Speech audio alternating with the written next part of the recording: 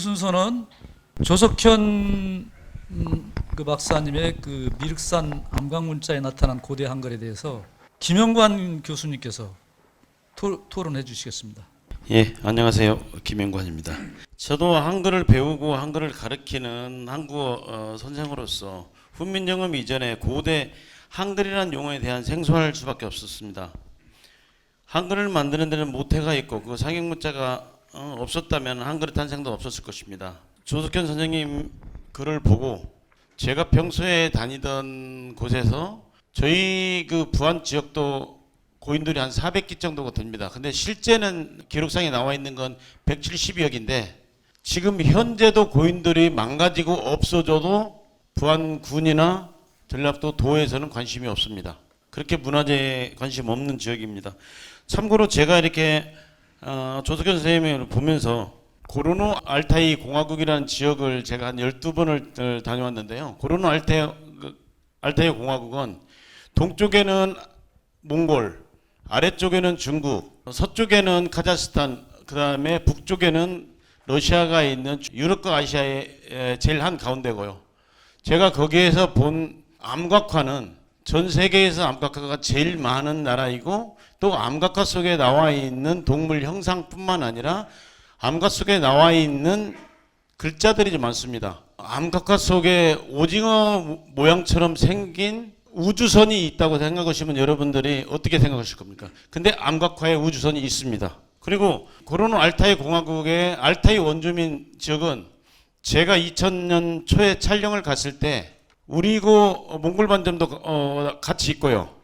키도 적고요. 산 하나를 넘어갈 때 오방에 대한 인사를 하고요. 그 다음에 알타이 원주민들이 아빠, 물, 맘마 우리가 한국 사람이 알아들을 수 있는 언어를 하는 원주민들이 있습니다. 그래서 저도 다른 것 촬영을 갔다가 저녁에 원주민들하고 대화를 하면서 그 소리를 들어가지고 다시 촬영을 몇 번 해서 다시 추가적으로 KBS에 방송을 했는데요.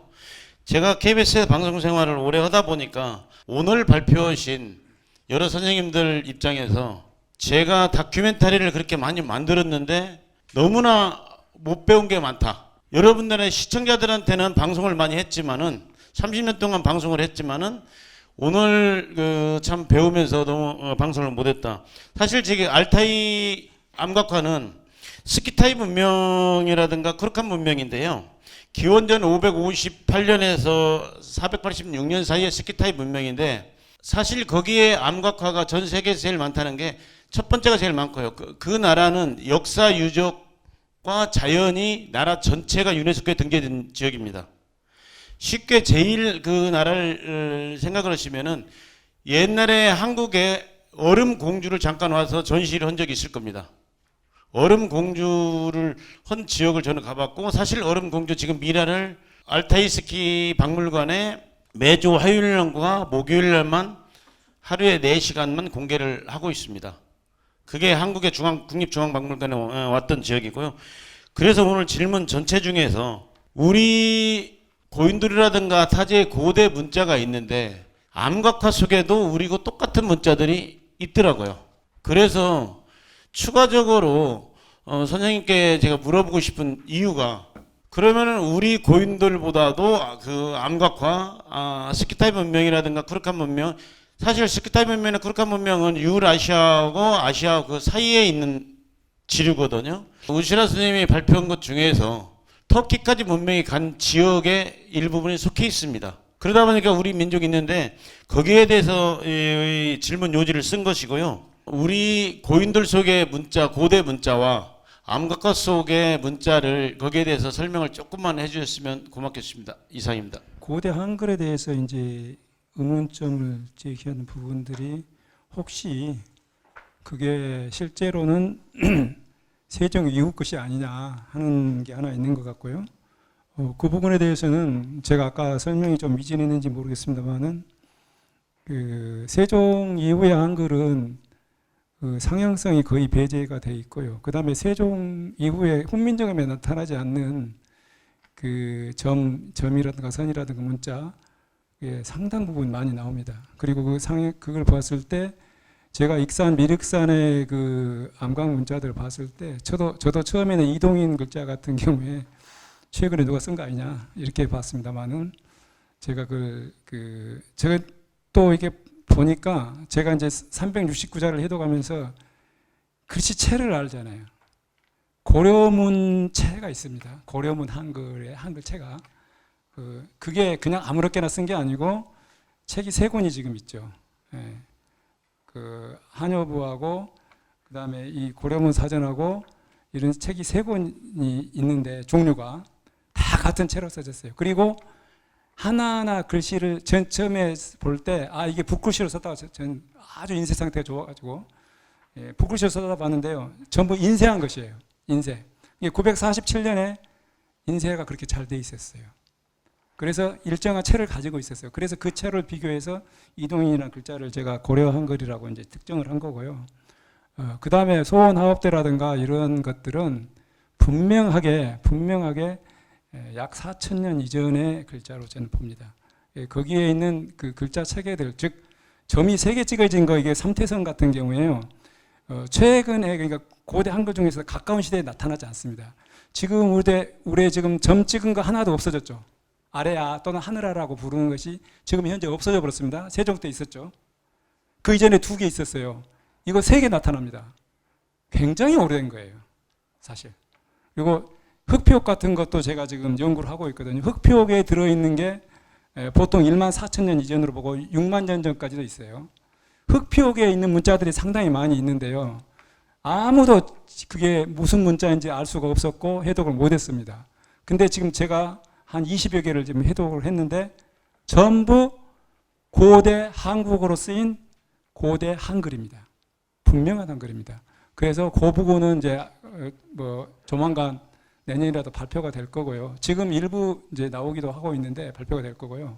그것뿐만 아닙니다. 이 고대 한글의 세계는 무궁무진합니다, 사실은. 고대 한글을 잘 모르는데 그것뿐만 아니고 미국에 가면은 버룩스 동굴이라고 있습니다. 거기에 암강 문자들이 많이 나와 있는데요. 그것은 일부 지금 유튜브를 통해서 지금 저기 최희석 선생님 계시는데요. 그 유튜브를 통해서 그 제가 해독한 내용을 발표를 하고 있습니다. 그게 고대 한국어로 쓰인 고대 한글입니다. 시기는 적어도 정확하게는 모르지만 적어도 6, 7년 전 이전이고 또는 10,000년까지 넘어가는 것들입니다. 거기에 한글이 있고요. 그 다음에 프랑스에 글로젤이라는 그 동굴이 있습니다. 거기서도 미스테리한 글자들이 나타났는데 그것도 고대 한글이었습니다. 자, 고대 한글인지를 다 몰라요. 제가 해독을 하고 알게 되는 겁니다. 그것은. 그리고 해독은 어떻게 하느냐? 해독을 해가지고 정확한 문장이 나오고 정확한 우리말이 나와야 됩니다. 그렇게 해서 나왔기 때문에 제가 자신 있게 고대 한글이라고 이야기를 드리는 겁니다. 지금 가상의 세계를 이야기한 게 아닙니다. 그래서 그리고 지금 알타이 동굴 그거 말고도 최근에 지금 제가 6개까지 작업을 하고 있는데 9개가 나와 있더라고요. 무슨 얘기냐면은 얼마 전에 신문에 났어요. 그 나스카 문자라고 해가지고 칠레에 나스카 문자 라인이라는 게 있습니다. 찾아보시면 있을 텐데 거기에 보면은 아주 거대한 그 라인이 그려져 있고 지금 AI를 통해서 상당히 빨리 작업이 끝나가지고 신문지상에 발표가 됐어요. 그래갖고 그림들이 그려져 있거든요. 모르죠, 전혀. 근데 제가 보니까 고대 한글이에요, 그것도. 제가 말씀드린 것은 뭐냐면 고대 한국어로 쓰인 고대 한글이라는 거죠. 그 다음에 알타이 쪽 말씀드렸는데 제가 알타이 쪽에 있는 자료를 제가 충분히 보질 못해가지고 그 부분에 대해서는 정확히 못했어요. 그렇지만은 몇 개를 제가 신문지상에서 보니까 한글이 있었습니다. 아마 알타이 쪽에서도 많은 한글이 나오리라고 저는 보고 있습니다. 물론 우리나라에도 많이 있습니다. 우리나라에도 경주에 있는 천마총에 있는 것도 제가 한글을 저기 했고요. 미륵사지에 있는 수막새, 안막새에서 나온 안막새에 나온 것도 있고요. 이런 식으로 고대 한글은 계속 그 발굴이 되고 있고 제가 지금 계속 해독을 해서 발표를 하고 있는 중입니다.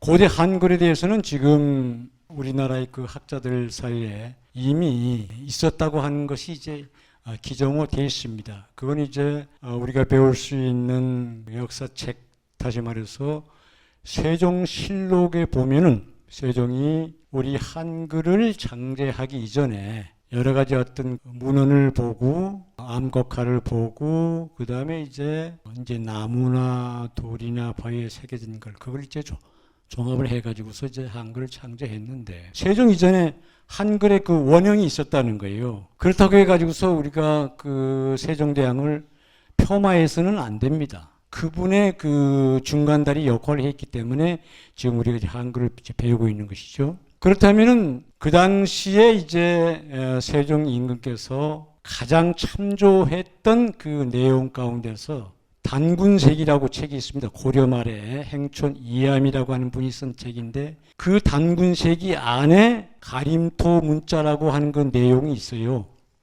그것을 세종대왕이 어렸을 때부터 봤습니다. 그 책을. 왜 그러냐고 하면은 행촌 이암 그분의 사남 가운데 이강이라고 하는 사람이 있는데 이 강의 완전히 외아들 이 사람이 세종 어렸을 때 그때는 이도이죠. 이도 어렸을 때 스승이었습니다. 그래서 그 이온이라고 하는 사람이 자기 선조들께서 보관해 있던 그 단군세기 안에 그 문자를 분명히 보여줬다고 생각하고 있어요.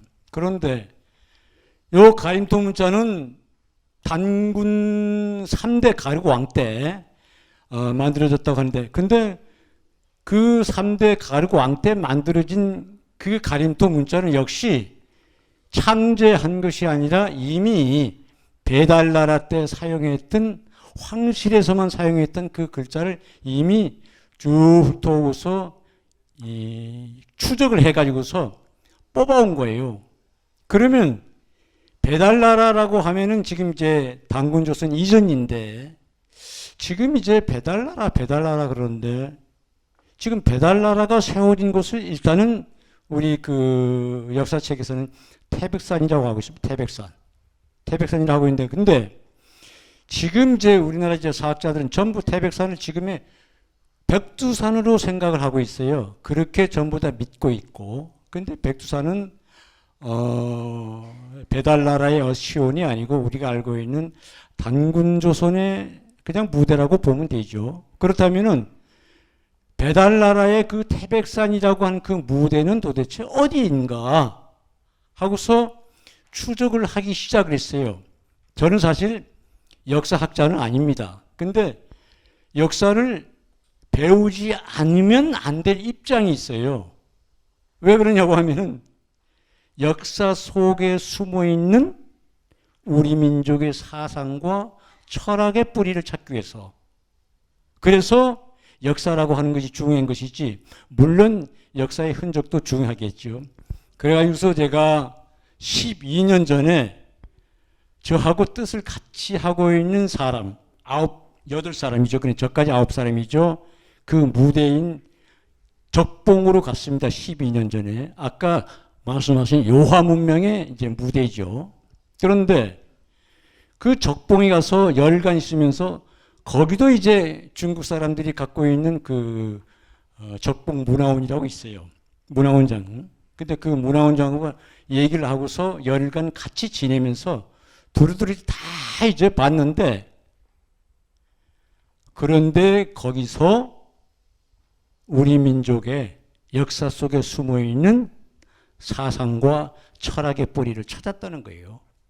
한웅은 진리를 깨달은 성인입니다. 아마 성인이 나라를 세운 것은 아마 세계에서 우리나라밖에 없을 거예요. 그런데 문자도 뭐냐고 하면 한웅과 한웅을 따르는 참모들하고 최초로 문자를 만들었어요.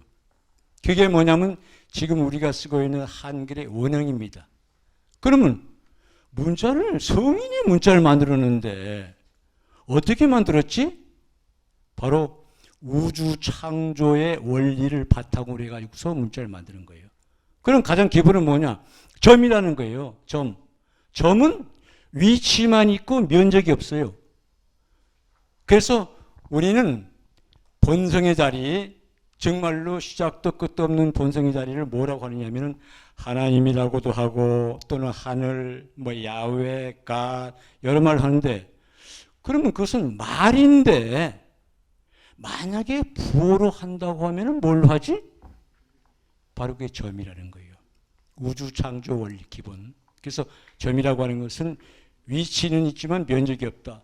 거기서부터 제일 처음에 나오는 게 기운입니다. 그 기운은 음양의 기운. 다시 말해서 수평과 수직의 선을 얘기하는 것이죠. 우주 대폭발 이후로 우리가 눈으로 볼 수 있는 모든 사물들이 나온 거죠. 모든 사물들의 기본 바탕은 뭐냐? 동그라미, 네모, 세모. 이게요. 그래서 점과 선과 동그라미, 네모, 세모 이것을 바탕으로 해서 이미 배달날 때 글자를 만들었다는 거예요. 그 미륵사지의 암학세가 있고 미륵사지 그 중간에 보면 그 기초 그 기둥 밑에 유판암각화가 있습니다. 그 기둥마다 다 있어요. 근데 국립박물관인데 왜 그거는 전시를 안 했습니까? 그리고 우리 정병호 선생님 같은 분은 미륵사지가 해수면 변화에 따른 그 도시 형성 과정에서 논문 발표한 거 보면 미륵사지가 불교 문화권의 기념관이 아니고 그 마한의 기념관으로 시작됐지 않느냐 이런 얘기를 하고 있습니다. 저도 그 얘기를 듣고 굉장히 여기 있는 우리 재화사학과 분들도 아마 긍정적으로 받아들일 겁니다. 지금 역사가 그렇게 조작되어 있습니다. 왜 자꾸 견우직녀상도 무슨 불상이라고 써놨는데 그거 아무 관계도 없는 거 1%도 관계 없는 건데 미륵사지가 왜 또 그 백제것만 기정됩니까? 그 쌍릉이 왜 그 마한의 그 쌍릉인데 왜 백제 쌍릉으로 지금 조작해 놨습니까? 우리 이런 역사를 공부하고 역사에 관심 있는 분들은 이런 것들을 참 유심히 관찰하고 거기에 대해서 우리가 항의도 하고 어떻게 대응해야 한다고 저는 생각하면서 이런 것을 좀 평가해서 말씀을 드렸습니다. 우리 대한민국 농협이 우리 전통에 이렇게 건축으로 해놓은 데가 어디 있습니까? 금마니까 이렇게 해야 되는 겁니다. 그래서 다행히 제가 2010년도부터 2년 동안 익산시에 있으면서 우리 고대 기록에 익산이 수도를 했다는 기록이 4번이나 있다. 그리고 우리 대한민국이라는 한 국호의 발상이 또 익산 아니냐 그래서 그런 주장을 좀 했었는데 아까도 좀 보이시던데 좀 가셨네요. 아까 민두희 선생님이랄지 강종우 선생님 그것도 금마 우리 어르신들하고 같이 이 금마 우리 역사문화지구 이 보존 활용 그 위원회를 만들어 가지고 여러 가지 우리가 해야 될 장기 계획도 세우고 주민 교육도 하고 가이드라인을 만들었는데 우선 50년도 안 돼서 없어져 버린 그런 풍광들이 많았습니다. 금마 현 동원 같은 경우에도 정말 아름다운 그런 호수도 있고 했었는데 그걸 우리 시대가 다 깨먹은 거거든요. 그래서 좀 그런 걸 축적하다고 그래서 가이드라인을 만들어서 우선 관공서부터 공공건물부터 우리 전통 한옥으로 하자 했었는데 지금 면사무소도 되고 바로 이 자리에도 이렇게 가고 있습니다. 그래서 정말 우리 역사 연구 보면 답답하지만 또 되는 부분도 있다. 그리고 그 당시에 우리가 열심히 추진했던 이 백제왕도 유네스코 세계문화유산 해냈지 않습니까? 그래서 이렇게 이 자리에 계신 분들께서 뜻을 모아서 우리가 해야 됩니다.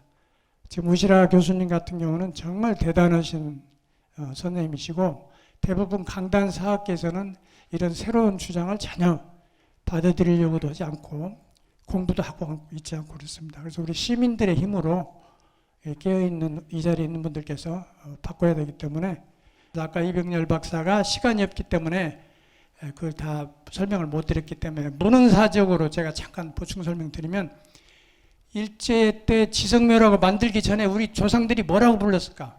조선시대 고려시대 전부 제가 문헌 검증 다 해보니까 묘지라고 인식했던 순간이 한 번도 없었습니다. 뭐라고 했냐? 천재단으로 인식했습니다. 그것을 돌로 된 테이블이다 해서 석상 또는 뒤집어서 상석, 지석이라고는 했지만 묘지라고 안 했다는 거죠. 그래서 고려시대 때 그 동국 이상국 집에 이규보가 바로 이 낭산에서 금마로 오면서 지성묘를 봤다는 기록이 있습니다. 일기에다 써놨어요. 그래서 그 뭐라고 봤냐?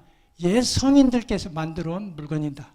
기묘하고 특이했다 이렇게 되어 있습니다. 그리고 조선시대 그 이전에 어떻게 봤을 거냐? 여러분 선운사에 가시면 암자, 석상암이라는 암자가 있습니다. 돌로 된 테이블, 책상이라는 거죠. 그 천재단으로 본 겁니다. 그래서 전국에서 유일하게 석상암이라는 암자가 있는데 그 석상암 뒤에 약 150톤짜리 천재단이 큰 게 있습니다. 그리고 그 주위에 수많은 고인돌 천재단들이 있습니다. 그래서 우리는 묘지라고 결코 문헌적으로 본 적도 없고 지금 돌멘이라고 씁니다. 저는 너무나 아주 국뽕식으로 우리나라 돌멩이란 말이 영어로 갔다. 우리말 뿌리가 영어로 가서 영어 된 게 수백 가지입니다. 그래서 돌멩이가 가서 됐다고까지 과잉을 하는데 지금 돌멩이 원풀이를 그대로만 돌은 상이란 말입니다. 테이블, 맨이 돌이에요. 돌로 만든 테이블이다. 뭐는 테이블? 하늘에 제사 지내는 테이블. 고대 모든 세계 인류가 가장 두려웠던 게 하늘이잖아요. 그러니까 제천의식이 기본이 되지 묘지 쓰려고 썼겠습니까? 상식적으로. 그래서 돌맨이라는 세계적인 표준도 결국 돌로 만든 천재단이라는 뜻인 겁니다. 근데 이것을 오늘 이 학술대회가 우리 고대사의 천동설을 지동설로 바꾸는 만큼 한국 고대사 연구에서 큰 획을 그으라고 봅니다. 이백열 박사는 3천여 개 고인돌을 15년 동안 다 조사를 했습니다. 아까 별자리를 풀기 위해서 견우직녀성이 새겨진 별에 7월 7성날 밤에 가서 저하고 둘이 목이 뜯기면서 별 관찰했습니다. 정말 그 대삼각형 별자리가 그대로 나옵니다. 그러니까 우리 할아버지들이 그 별자리를 보면서 새겨놨다는 그런 증거들이 있습니다. 그래서 한번 지성묘라고 주장하는 학자들이 한번 와서 일출이랄지 이 별자리 모양일지 한번 보면은 해결될 문제입니다. 지금까지 모든 고고학, 역사학이 일제 때 지성묘라고 찍어놓은 정의에서 한 발도 못 가고 있습니다. 그래서 오늘 이 자리에서 이백열 박사가 정말 눈물겨운 발표를 한 겁니다. 최초로 이런 논문을 학술지에다 내니까 지성묘는 부족장 무덤인데 무슨 소리야? 못 실어 이런 논문. 반려시켰어요. 그래서 다시 이백열 박사가 항의를 해가지고 연구원들이 와서 실측을 하고 조사를 했어요. 이백열 박사 말씀이 맞잖아요. 그래서 실어준 예가 있습니다. 그리고 저렇게 열심히 하는데도 이 행정이나 누가 또 지원을 안 해주기 때문에 정말 눈물겹게 연구를 하고 있습니다. 그래서 이 자리에서 이 발표기까지 대단한 그런 발품을 팔아서 앞으로도 이제 천동설이 지동설로 바뀌었듯이 지성묘가 아니라 천재단, 천문단, 성스러운 지역 표시, 점성대, 첨성대였다는 것이 아마 공통적으로 될 겁니다. 이 원리가 세계 고도에 다 적용됐잖아요. 아까 이백열 박사가 말씀하신 마야, 천문대, 저는 마추픽추, 나스카 다 가봤습니다. 근데 그게 그때는 제가 건성으로 들었는데 지금 이 고인돌 천문 원리를 보고 보니까 똑같습니다. 그래서 아마 이게 보편적인 우리 한국 학계에서 이게 정설이 되는 날이 빨리 오는 것이 우리 역사 강복이다. 80년 동안 우리 한국사 골간은 조선사 편수회에서 만든 한국사 골간 그대로입니다. 우리 우지라 선생님 같은 경우는 정말 예외적으로 고조선부터 찾아야 되는데 아까 우리 황길 선생님께서 옥룡리 얘기하시잖아요. 아까 옥룡 그게 기본적으로 아까 홍산문화에서 대표적인 건데 금마가 옥룡을 갖고 있습니다. 금마의 지명이 부상천이란 말이 태양숭배 사상이고요. 옥룡천이 바로 그 옥룡입니다. 그래서 부상천과 옥룡천을 갖고 있는 금마는 바로 그래 수도라는 상징이죠.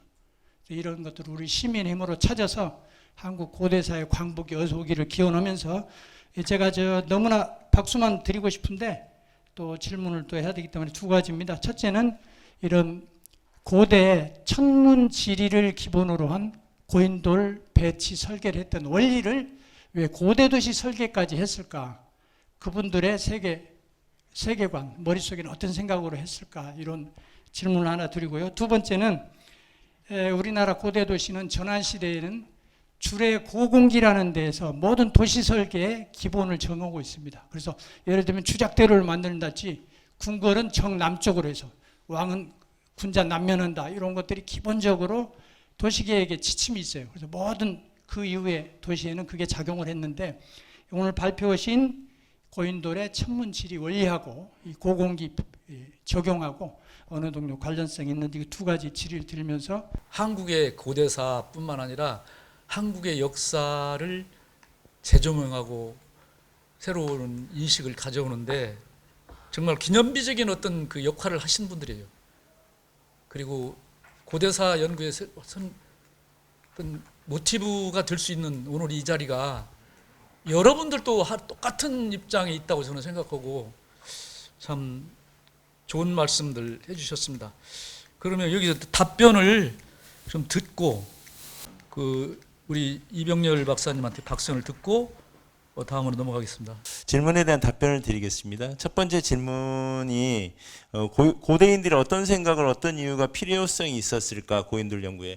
그러니까 저는 이제 고인돌 연구에서 첫 번째는 기후 변동이 굉장히 중요하다고 보거든요. 우리 정병훈 선생님께서 말씀을 하셨지만 실은 고인돌 시대 기후 변동을 이해를 해야 그 사회가 어떤 사회인지 이해가 되거든요. 근데 기본적으로 한국 고고학계에서는 그 기후 변동에 대한 부분을 이해하는 분들이 많지 않다 보니까 그런 예. 아까 우시라 교수님이 이야기했지만 구천년 경우는 이미 요동까지 요서까지 태풍이 불었다지만 지금 절대 불지 않잖아요.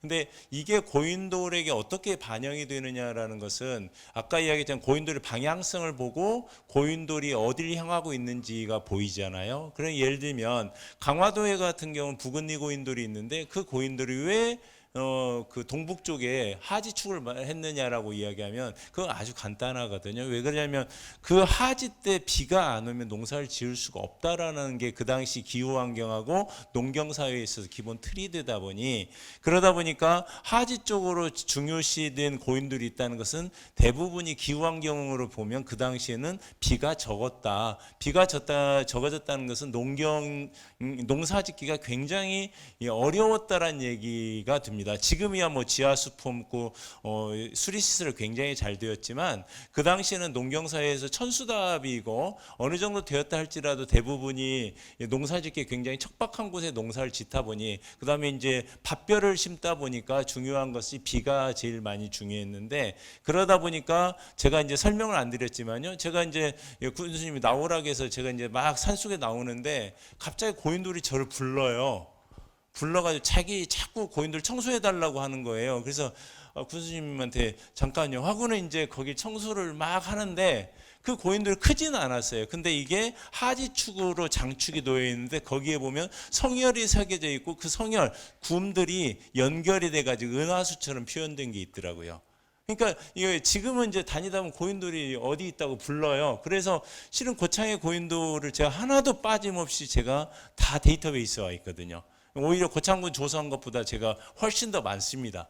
조사한 게 훨씬 더 많은데 그래서 기본적으로는 고인돌의 크기라는 게 무슨 권력의 크기다 이런 것보다도 그 당시 기후 환경하고 비교해 보면 농경 사회에 있어서 하지축으로 많이 됐으면 이것은 그 당시 하지 때 비가 많이 부족했던 지형이구나 이렇게 알 수가 있고요. 동지로 돼 있다는 것은 이쪽은 풍년 농사를 많이 짓는 곳인가도 이렇게 다양한 방면을 생각을 해볼 수 있는 기회가 생겼다라는 거죠. 이게 뭐 절대적인 원리는 아닙니다. 단지 이제 고인돌이라는 게 대부분 어떤 지금 몬순 기후, 소위 말해서 계절풍 기후에 있고 이 계절풍 기후에 있다라는 건 농경하고 굉장히 밀접한 관계가 있더라. 농경 중에서도 예를 들면 밭벼나 뭐 기장, 조, 피수 다 마찬가지지만 적당한 양의 비가 없으면 절대 농사를 지을 수가 없기 때문에 이 비와 관련돼 있어서 이제 천재를 올리고 그러니까 기후제를 올린다든가 아니면 풍년을 올린다든가 해서 태양신이 좌우했고 그 다음에 이 태양신을 통해서 뭐라냐면 때를 알 수 있다라는 거죠. 그래서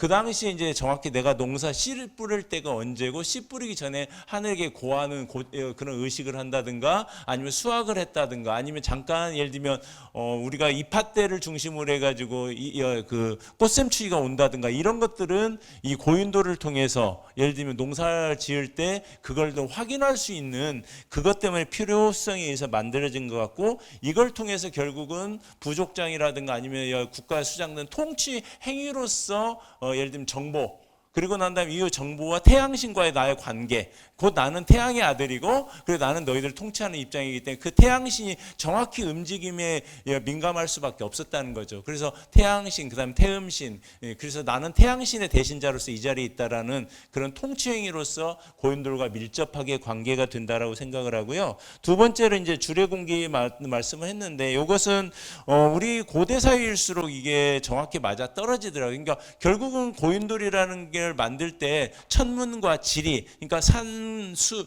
산물, 고개 이런 것들하고 천문의 움직임하고 동시에 함께 나타납니다. 그리고 인간이 거의 의뢰를 하게 되잖아요. 근데 이러한 천문지리 배치 자체가 나중에 이제 우리 이 같은 민족을 저기 남미라든가 잉카라든가 이 유적이 이쪽을 만들어냈던 민족들하고 우리의 고인돌 시대 만들었던 사람들하고는 거의 비슷한 원리로 아까 만들어 보셨잖아요. 예를 들면 아즈텍도 마찬가지고 마야의 티칼도 그렇고 잉카육도 마찬가지입니다. 그래서 이러한 유적들은 기본적으로 동서남북이라는 개념이지만 이것들이 이제 천문지리로 이야기하면 이지이분하고도 굉장히 밀접하게 관계가 돼 있다. 그 다음에 이제 이게 근래 와가지고 이제 보천교의 차경석 선생이 11전을 이제 20세기에 가장 큰 건물을 만든 차경석 선생의 보천교 11전 같은 경우도 정확히 그 원리에 맞춰서 만들었습니다. 그러다 보니까 이런 우리 청동기 시대 때 만들었던 고인돌이 갖고 있었던 이런 천문지리 배치가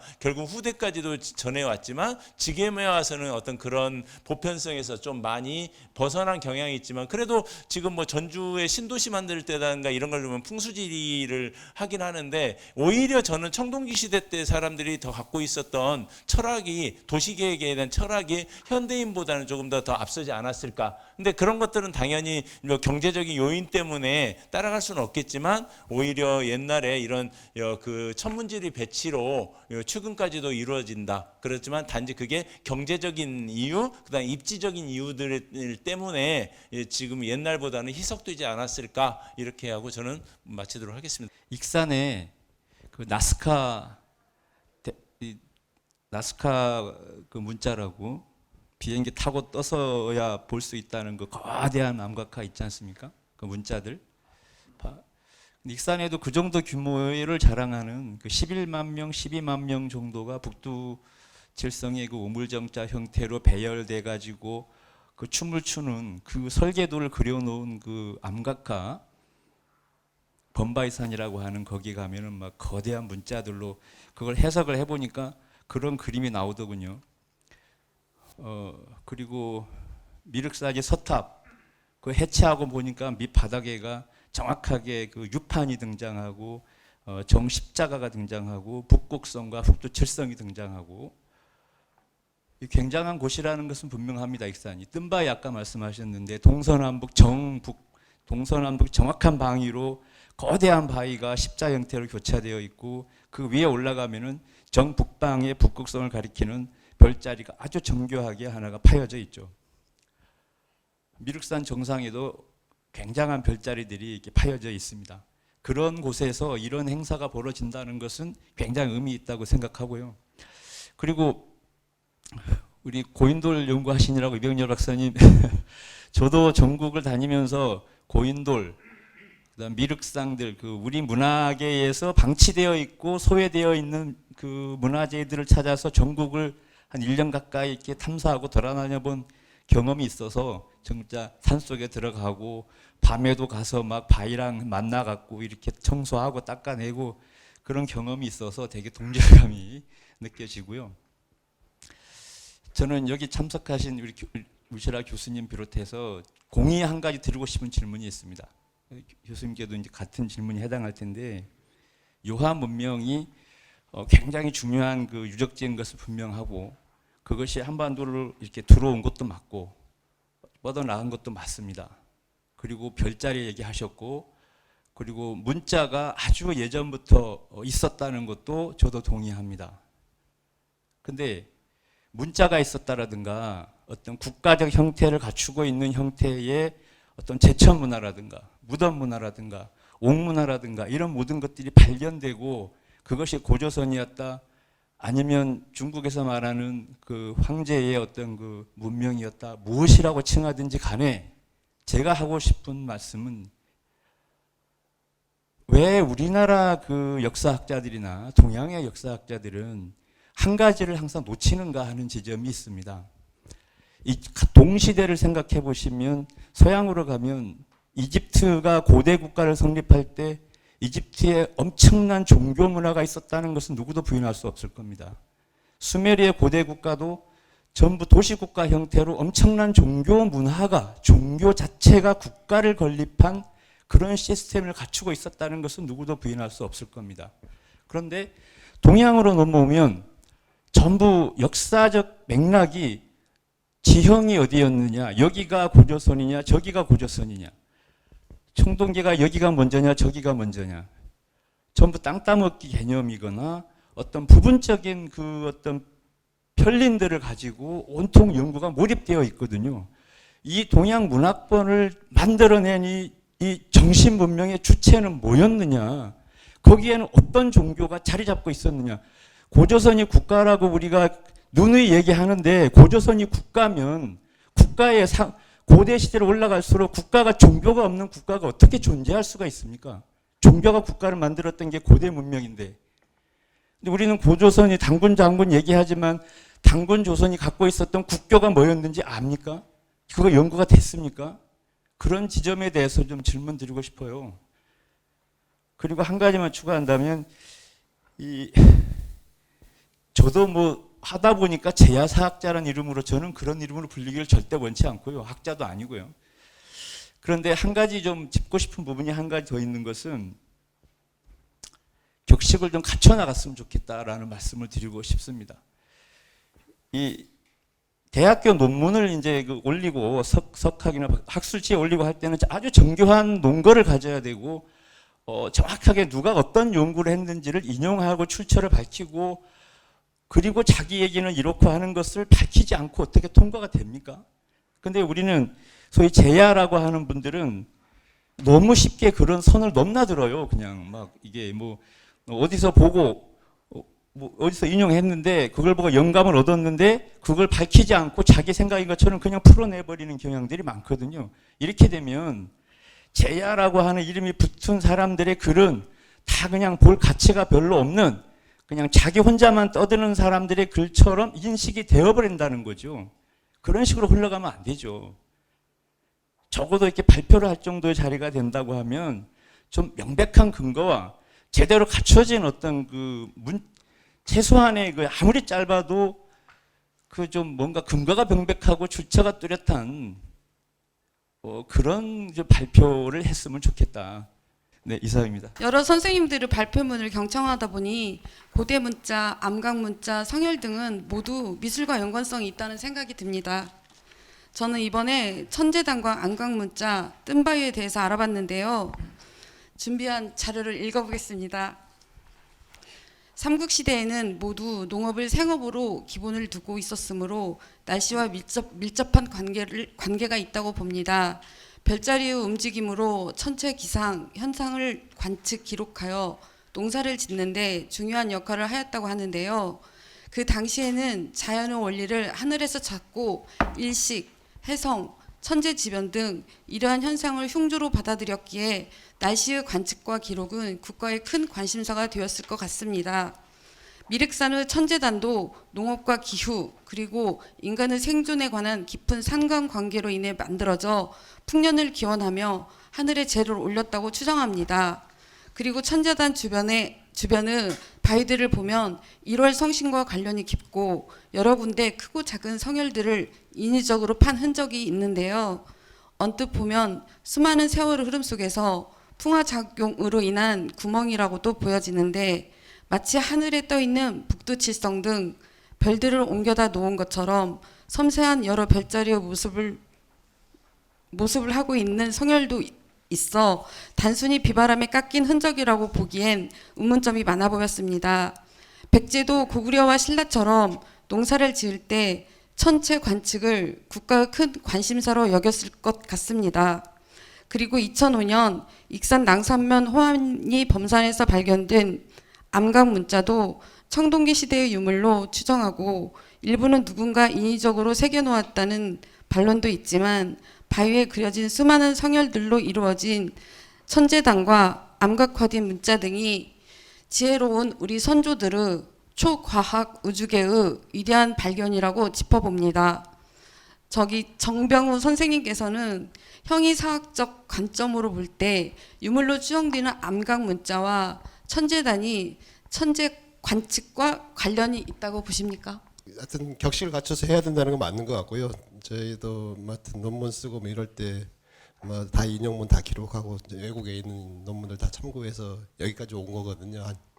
그리고 그 다음에 이제 두 번째 칠성문화와 칠성교 뭐 이런 얘기를 하신 것 같은데, 고인돌 시대 때 지금은 이제 그 지구가 기울어서 이렇게 도는데 태양을 따라서 황도면을 따라 돕니다. 그러면은 이 북극이 가리키는 별자리가 지금은 이제 작은 곰자리 알파별인데 2000년 전에는 없었습니다. 하늘의 중심에. 그다음에 4000년 전에는 용자리 알파별을 갖다가 6000년 전에 없었다가 8000년 전에도 없었어요.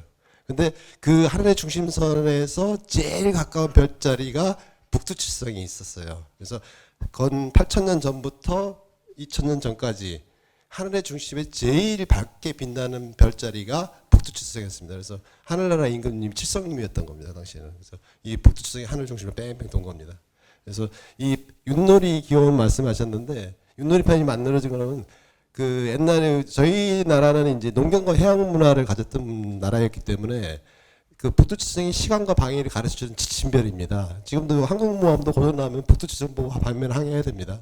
근데 윷놀이판을 여러분들이 유심히 보고 토개걸 윷모만 봐서 그러는데, 윷놀이판을 보면은 처음 토, 개, 걸, 윷모 5개 가고 나서 안쪽으로 2개 들어가지 않습니까? 이게 북두칠성 1개입니다. 그리고 또 그 다음 쪽으로도 북두칠성 1개가 있습니다. 그 다음에 또 그 다음 주도 북두칠성 하나 있고 다음 주도 북두칠성 하나 있습니다. 북두칠성 4개를 동서남북으로 배치해서 윷놀이판을 만들어서 그 게임을 통해 가지고 우리 후손들한테 그 시간과 방해를 가르치고, 우리 유기상 교수님 얘기했던 것대로 28수 천문학을 가르쳤고, 또 윷놀이 실제 게임을 하다 보면 뭐 이렇게 돌아서 나는 사람 저렇게 돌아서 여러 가지 경우가 있지 않습니까? 인생에 대해서 가르쳤던 그 인류가 만든 교보제 중에서 제일 우수한 교보제라고 저는 자랑하고 싶은 게 윷놀이판입니다. 그게 만들어진 시기가 고인돌 시기인 환웅시대라고 전해진 기록이 있습니다. 그 칠성문화는 그렇게 답변드리면 될 것 같고요. 그다음에 요한 문명이 이제 핵심인데, 이제 저도 이제 공부를 하면서 요한 문명에 대해 중요성이 굉장히 중요하게 생각합니다. 근데 우리나라는 이거를 이제 단기적인 그 단군 시대를 기준으로 했을 때는 요한 문명의 중요성이 있는데, 이 빙하기와 간빙기를 연결해서 보면은 빙하기 때는 지금 서해 대평원에 살았습니다. 그러니까 서해안 수심이 평균 40에서 50m거든요. 그런데 그 당시 해수면이 120m가 내려갔습니다. 그러니까 120m가 내려가면 어떻게 되냐면 대만에서 규슈까지 그 당시 해안선입니다. 그 위쪽으로는 다 그냥 평원이었던 겁니다. 그래서 그 중에서 제일 살기 좋은 땅이 그 서해 대평원이었습니다. 거기 살았던 세력들 중에서 제일 우수한 집단들이 이제 호남 지방으로 들어온 걸로 요게 이제 일본 애들이 훔쳐간 석판으로 알고 있는데 이제 상형 문자를 분석을 했습니다. 근데 하여튼 여기 기록에 보면 그런 식으로 해석이 가능한 내용인데요. 고인돌은 빙하기 시대의 인류의 문화입니다. 왜냐하면은 마고의 전설도 있지만은 그 당시 해안선이 규슈에서 대만까지라고 했습니까? 근데 지금에도 마찬가지고 그 당시에도 마찬가지고 인류가 살기 제일 좋은 곳은 해안가나 강가입니다.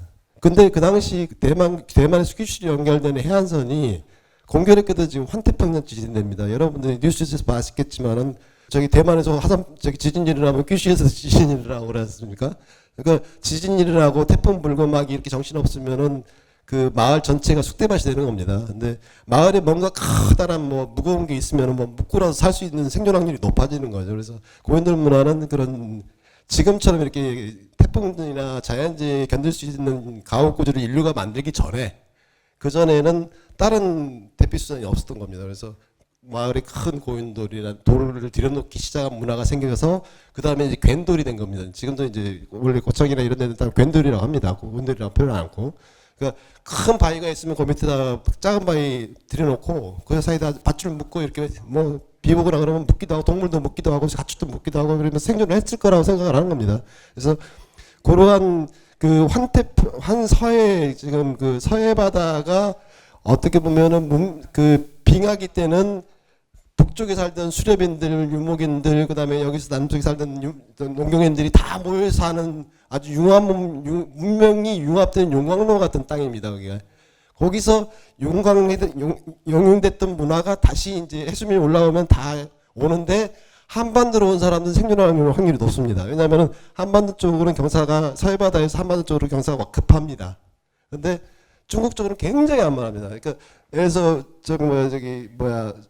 서산 앞바다가 모세 기적이 일어나는 데 있지 않습니까? 그러니까 저쪽에서 바다분들이 오면 한반도 쪽 상륙한 사람은 바다 모른다 올라가자 이렇게 되는데 중국 쪽으로 간 사람은 저 끝에서 바닷물이 저 시커멓게 보이는데 갑자기 훅 올라오는 겁니다. 그러니까 중국에 지금 홍수 나면은 비가 오면은 막 홍수 난리가 벌어지지 않습니까? 몇 달 동안 막 이렇게 난리가 벌어지지 않습니까? 거기는 해발 고도가 북경 밑에가 한 25m밖에 안 됩니다. 그리고 빙하기 때는 지금 산둥반도에서 북경 일대에 북해가 있었습니다. 커다란 바다가 그 사이에 있어가지고 걔네들은 우리나라보다 문명을 발전시킬 수 있는 나라가 아니었습니다. 시상초가.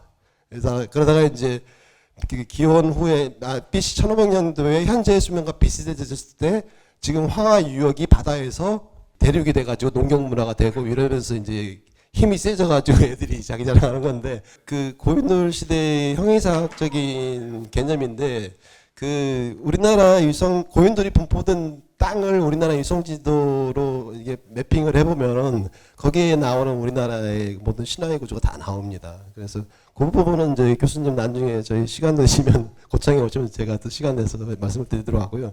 그 우리 철학 중에서 홍익인간 철학 아까 좀 얘기했지만 홍익인간의 철학이 보통은 단군의 철학으로 알고 있거든요. 근데 그 삼국유사에 전해진 이제 그 내용을 보면은 환인이 삼위태백을 둘러보매 널리 인간을 이롭게 할 땅이라고 한 겁니다. 그래서 그 홍익인간의 그 철학의 주체는 환인 시대에 일어난 겁니다. 그러니까 해양 문명을 가졌던 시대에 고인돌 시대 때의 그 환인 시대의 인류가 홍익인간의 철학을 이제 그 인간 세상에 전파하는 그런 역할을 했던 거라고 보고 있습니다. 그리고 그다음에 그거를 기술적으로 하는 거는 뭐 천부경 얘기도 하시고 뭐 삼인신고도 얘기하고 그러시는 것 같은데 그런 내용들이 대부분이 그 시대에 만들어진 철학이고 실질적으로 현재에도 굉장히 과학적으로 설계되어 있다는 걸 알 수가 있습니다. 학술대회라는 명칭을 쓴다는 거는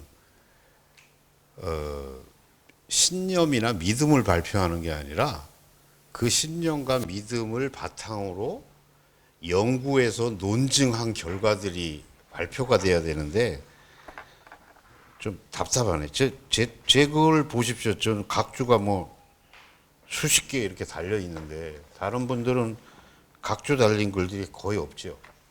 그러니까 학술대회라는 이름을 써서 우리가 발표를 할 때는 자기가 신념으로 가지고 있는 거, 믿음으로 가지고 있는 내용을 발표해서는 안 된다는 생각이에요. 그러니까 여러분들이 이게 뭐 1, 2회 계속 될지 모르겠지만 이런 것들이 좀 주최 측에서도 좀 고민을 해야 되지 않을까 하는 부분이고요.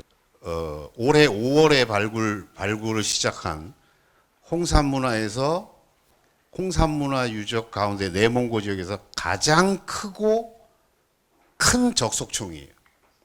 근데 여러분들 아는 것처럼 원형이고 앞에는 네모예요.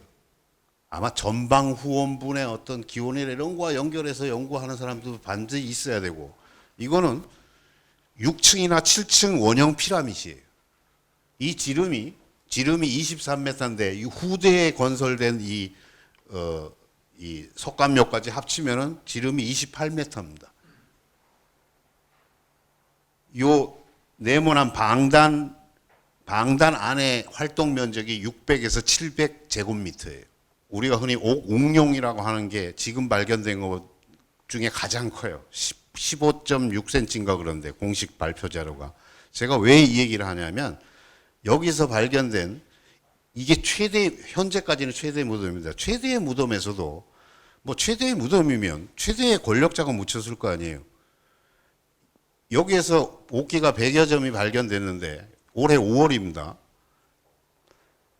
발표는 9월 달에 이루어졌고요. 발굴이 5월부터.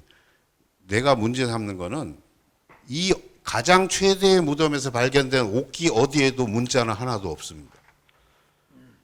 제가 왜 이걸 일부러 띄웠냐면 조석현 선생님이 발표하는 거에 보면 홍산 옥에 있는 글씨, 그 다음에 흑피 옥에 있는 글씨 얘기하는데 단언하건대 저도 갖고 있어요. 근데 그걸 내가 그 학술대나 이런 데서 발표할 수 없어요. 뭐냐? 첫째, 홍산 옥기가 발굴된 게 수백 점인데 정식 고고 발굴로 단 한 점도 글자가 있는 거는 발견된 적 없습니다. 공식적으로 홍산문화에는 문자가 없습니다. 그리고 흑피옥도 저도 갖고 있어요. 흑피옥은 정식으로 고고 발굴된 거 한 점도 없습니다. 그러니까 예를 들면 흑피옥에 대해서 연구를 하고 이런 거 좋아요.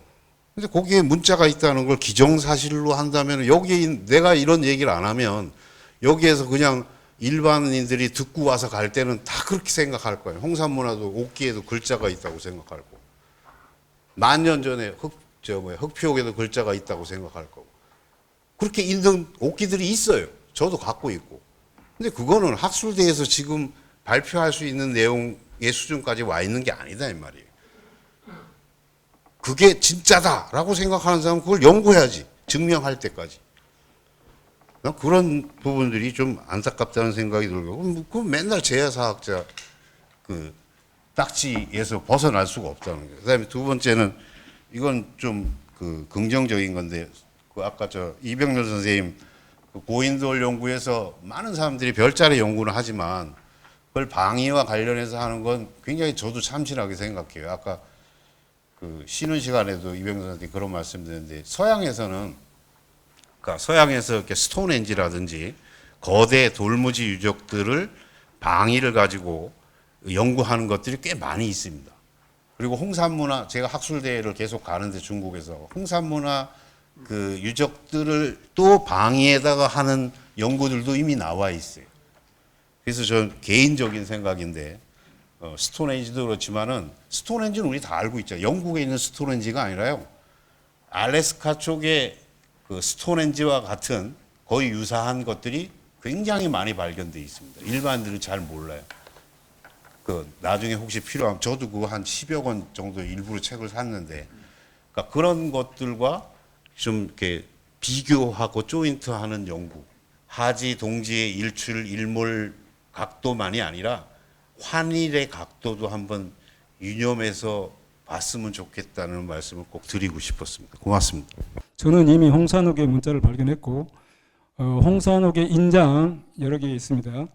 실제로 있는 것을 제가 해독을 해서 우리 고대 한글이라는 것을 이미 증명을 한 상황인데, 단지 아직 학계나 이런데 뭐 문헌의 발표를 지금 안 했을 뿐이고요.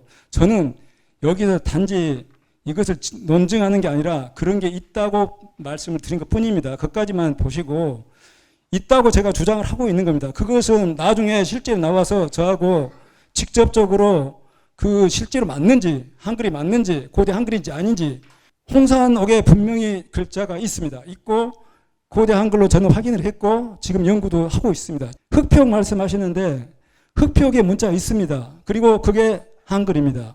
홍산옥의 문자가 적긴 하지만 분명히 있고요. 그 다음에 그 흑표옥은 문자가 상당 부분 많이 있습니다.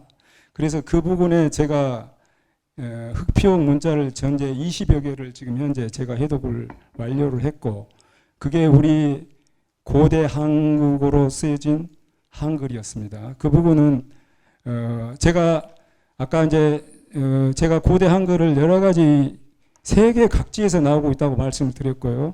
그것도 만년 이전부터 지금까지 그 엄청나게 범위가 넓습니다. 저는 있다고 주장을 분명히 하고 있는 거고, 그건 차후에 계속 밝혀질 거라고 생각합니다. 자기가 생각하고 있는 범위에 대해서는 충분히 얘기할 수 있는 기회를 저는 주고 싶어요. 어쨌든 이게 논쟁으로 가고 여기서 할 수 없는, 논의할 수 없는 부분은 나중에 끝나고도 얘기할 수 있으니까 이런 정도로만 우리가 토론을 하고